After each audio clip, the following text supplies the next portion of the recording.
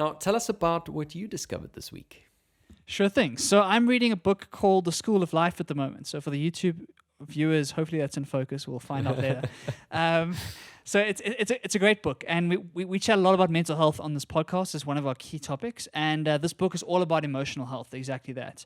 And it's been great so far. I'm about halfway through and I'm really loving it. And one of the things I wanted to pull out for this week was a way to kind of mark yourself as to try and figure out how are you doing at the moment. So when we're trying to think about improving ourselves going forward, it's important that we know what our baseline is. It's important that we understand where we are today so that we can track our improvements and actually see that progress going forward. If you don't know where your baseline is and you've got this ideal, this goal you're trying to aim for, then it's very hard to understand, are you making progress along that journey? And so the baseline is important. And so in this book, he kind of pulls out four key almost I want to call them metrics for emotional health that kind of look at how are you doing right now, and therefore how can you improve. So Chad, I'm going to give you the four one by one, and we can do a comment on each one. So the first one is what he calls self-love. And the way he describes self-love is how much can we be friends with ourselves and remain on our own side. So I think this is interesting because it seems weird to be friends with yourself. A friend seems like it should be someone external to you.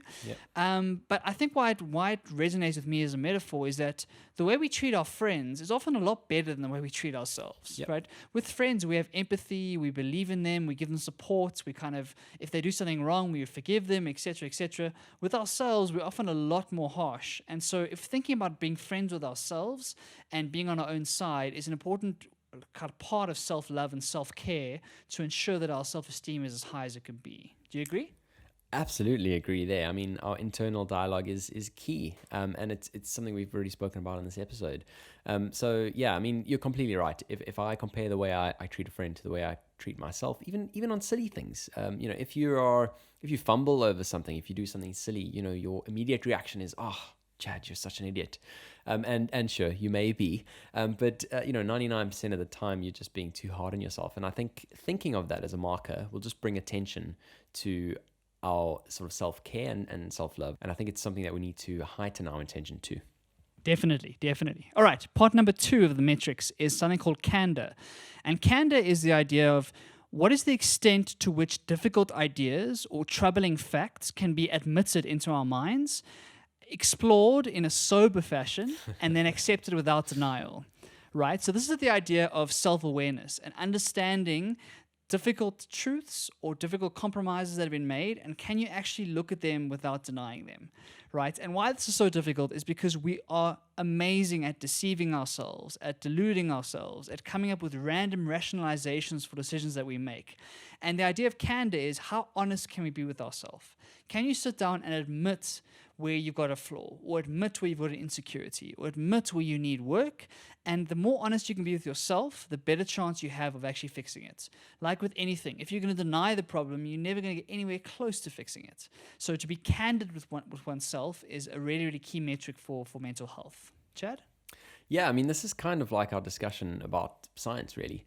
If we can put something over onto a stage and remove any sort of emotional attachments to it, evaluate it for its merits, that certainly opens the realm for possibility. And I think it's far too easy to lock and hold on to a position because it's what we know, it's what we've been brought up to believe, it's what our current frame of reference is showing.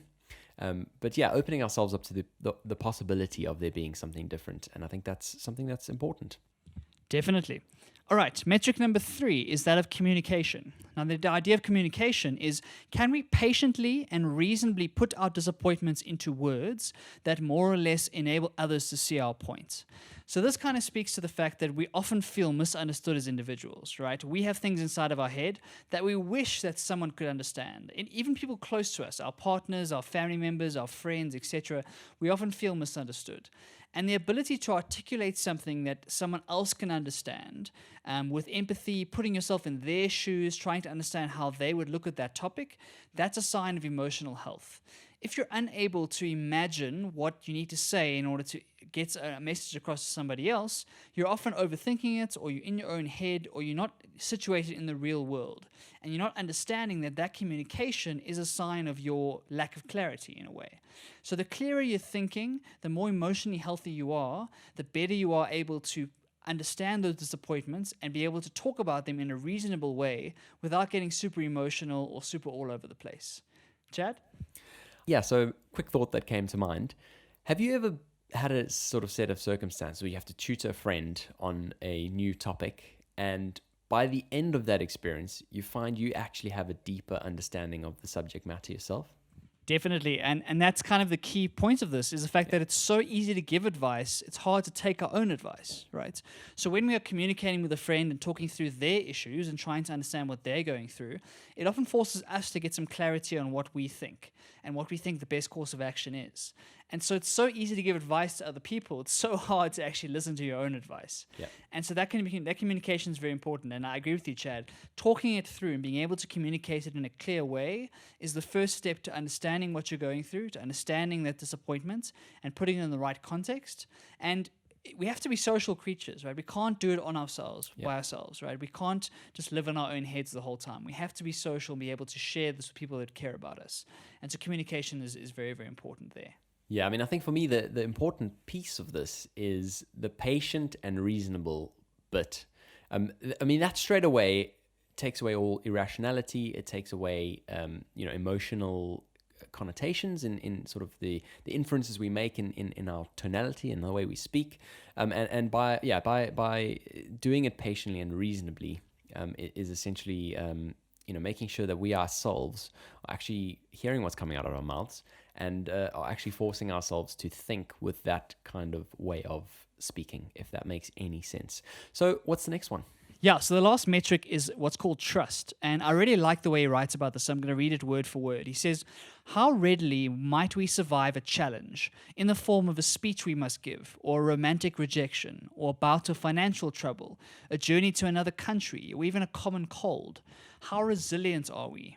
Right? And so this is talking to, do we trust ourselves that if we make a mistake, if we fall down, if we do something wrong, how do we get it back up?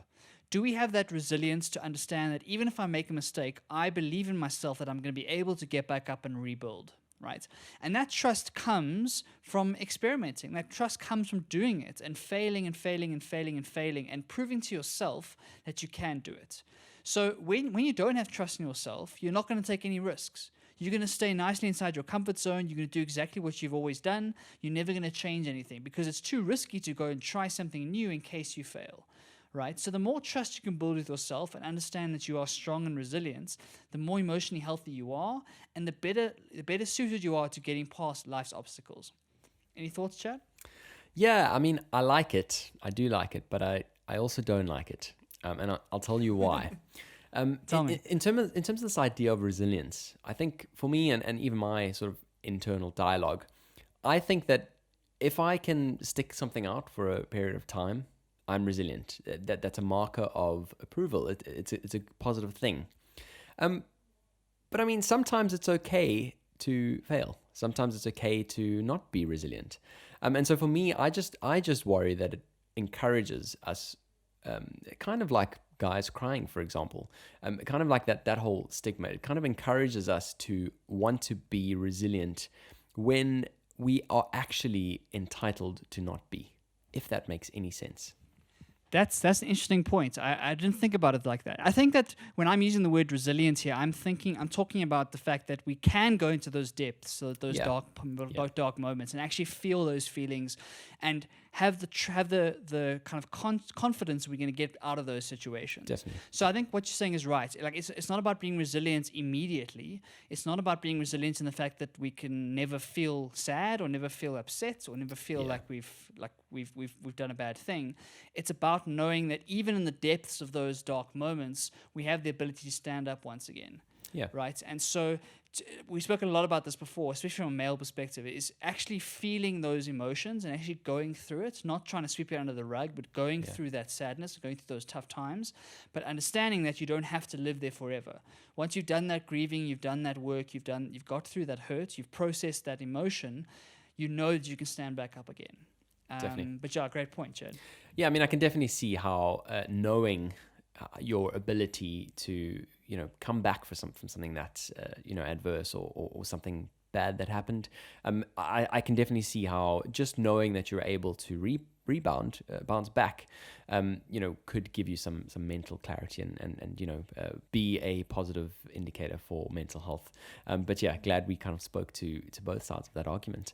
Shall we move on to a question from our listener? Definitely. Across the pond with Barry and Chad.